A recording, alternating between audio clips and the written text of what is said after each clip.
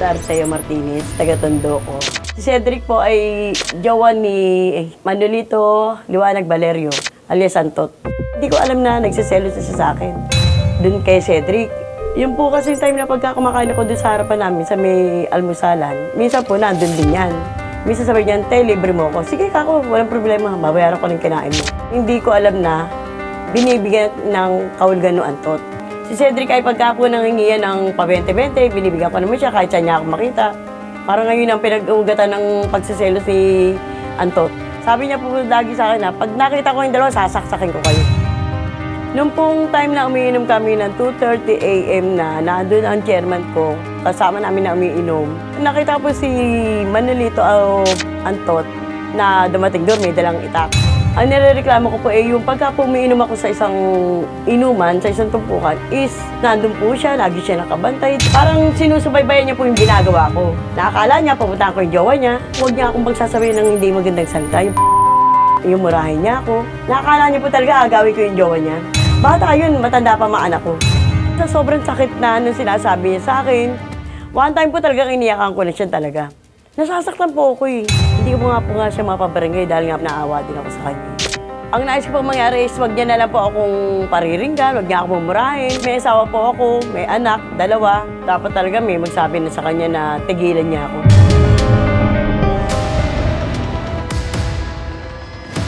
Ako po si Manolito Valerio. Dati ko pong nagkasama sa bahay. Sino? Si Cedric. Ngayon po, 4 na taong kong alaga. Para ako, tumino na siya. Pag-asawa ka na. Nananahimik na yung may asawa na yun.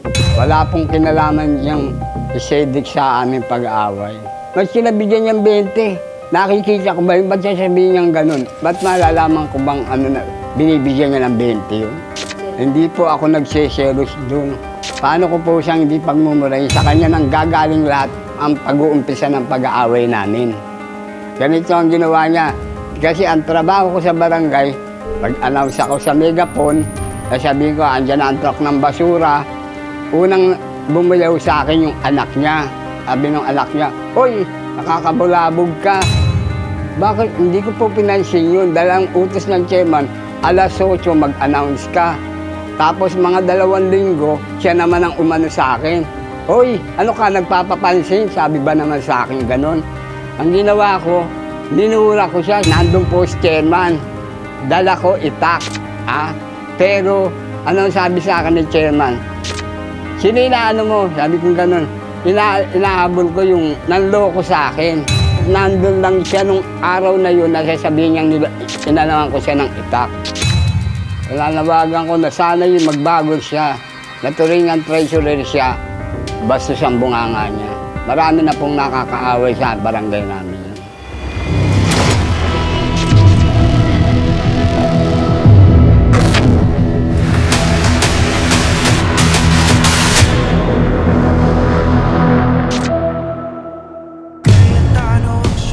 Atty. Bernadette, Atty. Rafi, Atty. Marian, ito si Kile at si Manolito. Siguro po kasi blinded din po si tatay ng jealousy. Kaya po siguro naisip niya yun. Ang ganda ka naman po, para ano. Nakakaya naman din po, di ba? Boys po ako talagang kumilos. Pero bakit dapat hindi na pinagsisilosan, di ba? Tumutulong lang naman po ako. Siyempre, nagugutom yung tao, bibigyan mo, di ba? Tama. Pero may mga bagay po kasi na pag blinded tayo ng jealousy o yung pagsiselos po, di ba? Hindi na natin nakikita yung katotohanan. Nakakaya sa mga anak ko talaga. Tsaka po bukod pa doon kasi, tatay, pag lagi nyo siyang sasabihan ng masasama, minsan pa po may isang instance na may dala pa kayong itak. Pwede po kasi kayong makasuhan, tatay. Hindi po, yung dala ko pong itak na yun. Hindi po, andun po ang chairman namin, nadala ko yun, hinahabol ko yung nanloko sa aking lalaki. Nataon lang siyang nandun siya. Akala niya siya inahanap. Siyempre po, di ba, ayun na nga hinala niyo sa akin, may lalaki ko yung lalaki niya. Hindi maiiwasan na iisipin mong gano'n. Opo, di ba? Alam niyo po ba, may time na pag umiinom po ako sa isang tropa, lagi niya sinusundan. Bibili lang po ako ng pulutan namin din sa kanto, nakasunod siya kagad. Bakit mo naman nasiguradong ikaw ang sinusundan? Imposible naman na hindi mo ako susundan nun. Hindi, bakit ito susundan? Posible. Ano ko sa'yo para Ewan sundan? ko sa'yo kung ano motibo sa akin. Pumupunta ako, sinisigurado ko lang yung kung umuwi na, dinala yung sahod sa asawa. Oo. Bakit ikaw ang pupunta? Sino po yung dinalang sahod? Sino po? Yung pong Cedric. So hanggang ngayon, kayo pa rin ho ni Cedric? Hindi na kami noon. Gusto ko lang sabihin, Tito Boy, no? Pero yung akala natin na pag sunod-sunod sa isang tao, na wala naman tayo intensyon, pero doon sa taong yun, nakakairita, na may pagkamalisyoso, na naiirita yung ibang tao, may kaso tinatawag dito. Tawag po dito ay unjust vexation. So, yung bagay na nakakairita, pwede mo ikaso. May tinatawag tayo circumstantial evidence. Kagaya nito sa pananaw ni tatay, hindi naman kita sinusundan. Pero pagka pinagtagpi-tagpi mo yung kwento, maaring tama yung kwento ni nanay. Gusto ko lang i-add, kasi itong crime na unjust vexation, catch-all phrase siya. So, hindi lang siya yung pagsunod sa isang tao. Kino-cover din niya yung constant na pagmumura or constant na pagsigaw. Kasi nabanggit kanina ni ma'am na palagi siyang minumura, palagi siyang sinisigawan. Totoo ba yun? Minumura niyo po siya?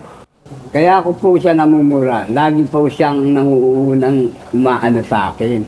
Ako nananahimik ako kung magparinig siya, gano'n na lang. Okay lang po. Kung ayaw niya pong aminin. Ay, tama yung sinasabi ko. Ayan ang Diyos. Nakaano sa ating dalawa. Tingin ko po kasi masyadong maliit lang naman yung barangay nila. Hindi po ba kayo magbabati po, kung mag-uusap po kung ano po bang pwede pong yung gawin dalawa? Para po, di ba, once and for all, masettle na. Kasi ang hirap naman po, iinom po si nanay na iniisip niya po, sinusundan niyo siya. Kayo naman po ayaw niyo iisipin na iniisip niya na sinusundan niyo din siya, di po ba? So ano po ba ang pwede nating magawa? Sana po, kahit saan po ako magpunta, wag siyang aalis din sa pwesto niya. Kasi halatang-halata po eh. Pagka po ako uminom dito, nandito siya, aalis po ako sa upuan ko, bibili lang. Nawala siyang bigla eh. Asan siya, nandun kagad. Kahit kailan ka uminom, hindi kita sinundan. Sana nga. Tandaan Ayun na yan. po. Okay, ano po yung pwede nating maging arrangement para po maayos lang natin to? Pag umiinom po si nanay, pwede po bang nakapwesto lang kayo dun sa mahaba niyo? Oo, doon lang ako. Di ka nagpupuwento, wala kami ng mga kapwa ko senior doon. So, kailangan talaga ipagpatuloy ang pag-uusap na ito. Yung team natin ay samahan sila. Maraming salamat sa inyong pagdalo sa amin dito sa ating munting programa. Ay patuloy pa rin ang ating pakikipag-usap sa pamamagitan ng ating team, si Kuya Larry nariyan, para ito talaga ay maayos, para mas permanente yung solusyon. Maraming salamat, huwag po kayong aalis dahil magbabalik pa po ang Cayetano in Action with Boy Abunda. Bilang pagmatagumpay ang pagkakaayos ni Julieta at Manolito, isang espesyal na hapunan ang inihandog ng CIA with BA para sa kanila. Hindi lang para magpasalamat, kundi para bigyan sila ng pagkakataon na muling makapag-usap at mas mapalalim ang kanilang pagkakaunawaan. Sa hapag na puno ng pagkain at respeto, mas naging malinaw na posibleng mahanap ang katahimikan kapag may gumagabay at nakikinig sa bawat panig. Tanang aksyon agad.